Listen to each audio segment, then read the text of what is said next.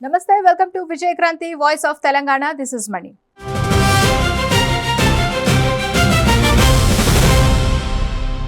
హైదరాబాద్లో మీకు ఇల్లుందా? సొంత ఫ్లాట్ పై ధీమాగా ఉన్నారా? ఓపెన్ ఫ్లాట్ చూసుకొని మురిసిపోతున్నారా? తస్మాత్ జాగ్రత్త. ఎందుకంటే మీ ఆస్తి మీ పేరు మీద ఉండకపోవచ్చు. అది మీ కష్టార్జితంతో సంపాదించుకున్నదైనా సరే రికార్డుల ప్రకారం ప్రభుత్వ ఆస్తిగానో నిషేధిత జాబితాలోనో చేరి ఉండొచ్చు. ఇలా ఎందుకు జరుగుతోంది ఏంటన్న వివరాలను తెలుసుకుందామా?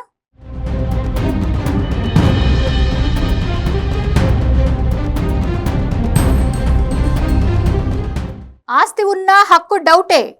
22A ఉచ్చులో హైదరాబాద్ ఆస్తులు నిషేధిత జాబితాలోకి 70 నుంచి 90 వేల ఇళ్లు, ప్లాట్లు.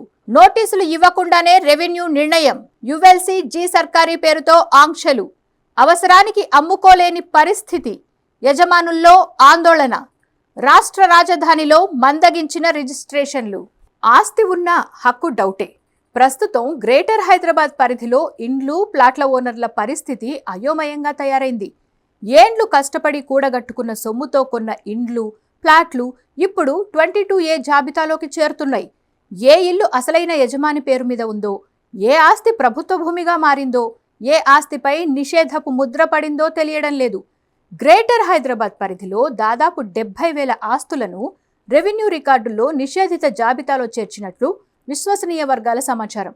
ప్రజలు కష్టార్జితం, అన్ని అనుమతులతో కొనుగోలు చేసిన ఆస్తులను ఎలాంటి నోటీసులు, ప్రకటనలు లేకుండానే 22A1Dలోని యుఎల్సీ జీ సర్కారీ పేరిట చేర్చినట్లు తెలుస్తోంది.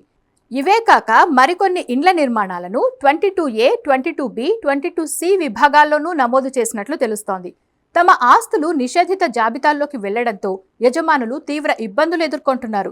అత్యవసర అవసరాలకు ఇల్లు, స్థలం లేదా ఫ్లాట్ అమ్ముకోవాలన్నా రిజిస్ట్రేషన్ కావడం లేదని బాధితులు ఆవేదన వ్యక్తం చేస్తున్నారు. కనీసం లీజ్ డీడ్కు కూడా అవకాశం లేకుండా పోయిందని వాపోతున్నారు. తాజా పరిణామాలతో గ్రేటర్ హైదరాబాద్ వ్యాప్తంగా రిజిస్ట్రేషన్లపై తీవ్ర ప్రభావం పడింది. నిషేధిత జాబితాలో చేర్చిన ఆస్తుల వివరాలపై స్పష్టత ఇవ్వాలని, సమస్యను పరిష్కరించాలని పబ్లిక్ డిమాండ్ చేస్తున్నారు.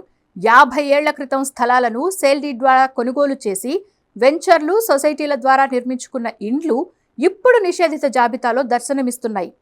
Sanath Nagar, Yousufguda, Banjara Hills, Film Nagar, MLA Colony, Panjagutta, Srinagar Colony, Jubilee Hills, SR Nagar, Ameerpet, Khairatabad తదితర ప్రాంతాల్లోని వేలాది ఇండ్లను 22A1Dలో చేర్చినట్లు తెలుస్తోంది.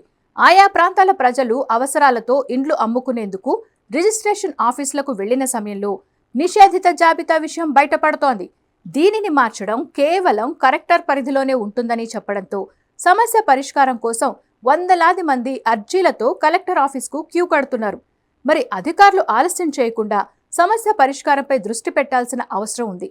అవసరమైతే నిషేధిత జాబితాలో ఉన్న భూములన్నింటిపై పరిశీలన చేసి సామాన్యులకు ఆఫీసుల చుట్టూ తిరిగే బాధలు తప్పిస్తే బెటర్. సో వ్యూవర్స్, మీ భూమి, ఆస్తి సంగతి ఓసారి చెక్ చేసుకోండి. దీనిపై మీకు ఎదురైన అనుభవాలను కామెంట్స్లో తెలియజేయండి. వీడియో నచ్చితే లైక్, షేర్, సబ్స్క్రైబ్ చేసుకోండి.